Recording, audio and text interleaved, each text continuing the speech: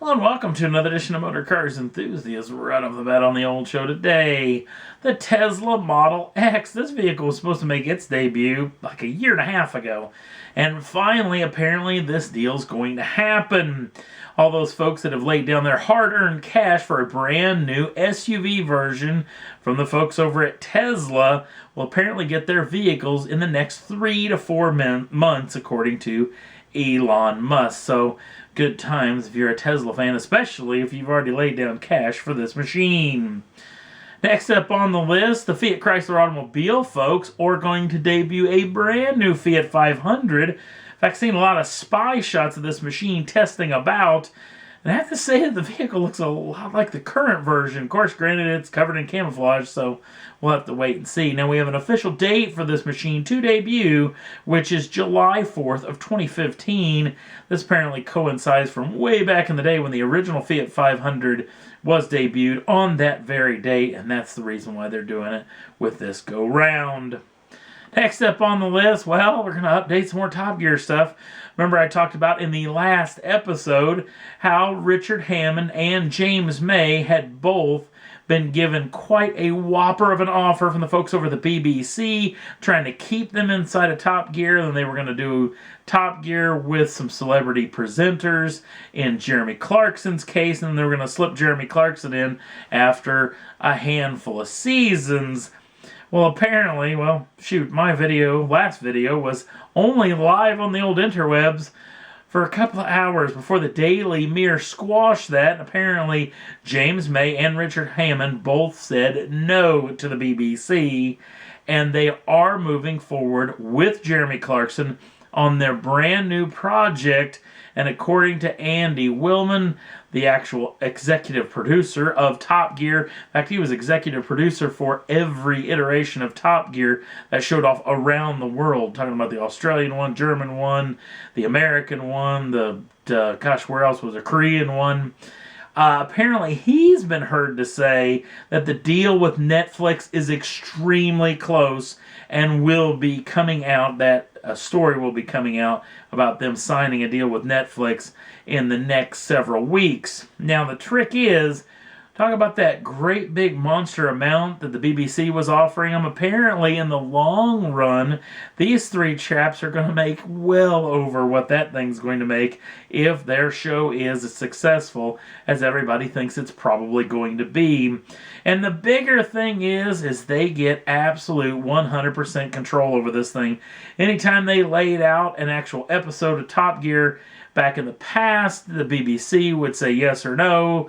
I can remember Richard Hammond years ago talking about the biggest thing that held them back in the past was budgeting, the actual funding for each episode, that they sometimes would come up with an idea, but boy, just couldn't put together the funds, or at least the BBC wouldn't release some of the funds to make that episode happen. Apparently that's not going to be the case with the Netflix program, so very interesting times. We're going to get a brand new car show from these three chaps, a brand new Top Gear.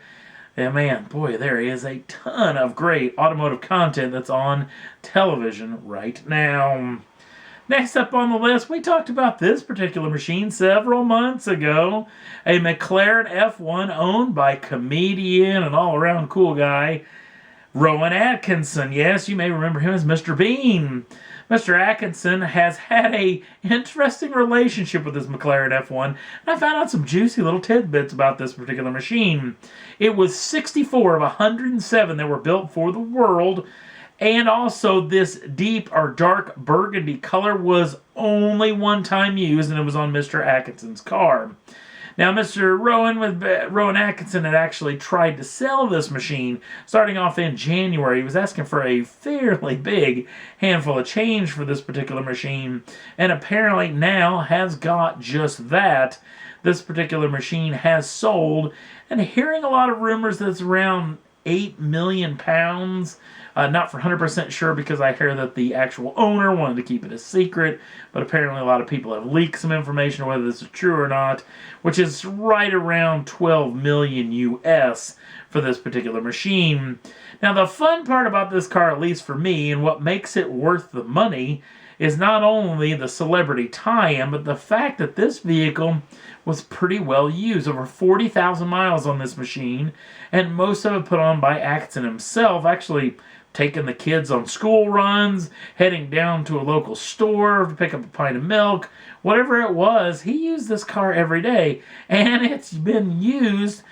The fact that it's been in a couple of accidents, in fact one being quite severe, it rear-ended a vehicle at one time and required a fair amount of surgery, and then dang near wrote the car off, slipped on some slippery roads, and actually the whole rear end of the vehicle, the motor, the transaxle, everything came loose from the chassis and went down the road a fair piece. Apparently that cost almost £1 million to repair, which is just right about 1.4 million US. So I just love that the car has such an interesting backstory. That's why I think it would bring the money. Now, as far as dollar for dollar, the highest running or the highest paid McLaren F1 was Mario Andretti's, that actually sold for $10.5 million back several years ago. Obviously, Mario Andretti, Formula One champion, Indianapolis 500 winner, Indianapolis champion. He's a pretty big deal as far as in the racing world, so pretty interesting company to get up with that guy. Next up on the list, a pair of vehicles going to be shown off at the 24 Hours of Le Mans. That's actually the weekend, and just after the taping of this program. One of them being a race version of the Ford GT. Apparently, the folks over at Ford have got a press conference scheduled for Friday, right before the 24-hour race, and they're going to show off a brand new race car version that apparently is going to hit the grid at Le Mans next year, the year 2016. Some pretty exciting times there. Another machine that's going to make its debut will be the Saturday, the actual start of the race for Le Mans. Renault is actually finally going to show off a very close to production version of the Alpine concept. We've talked about this machine for a long, long time. Renault and Caterham were actually working together on this particular deal. Now, since separated, Renault was going to move on with this project. Now, this project's going to be a very lightweight machine, small displacement, boosted as far as the engine is concerned.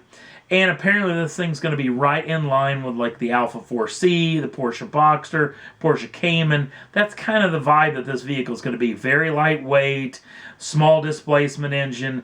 It's going to be very interesting just to see just what exactly Renault's got up their sleeve for this particular machine. And apparently we're going to know in the next several days. And that's all there was that I thought was worth talking about for this edition of Motor Cars Enthusiasts.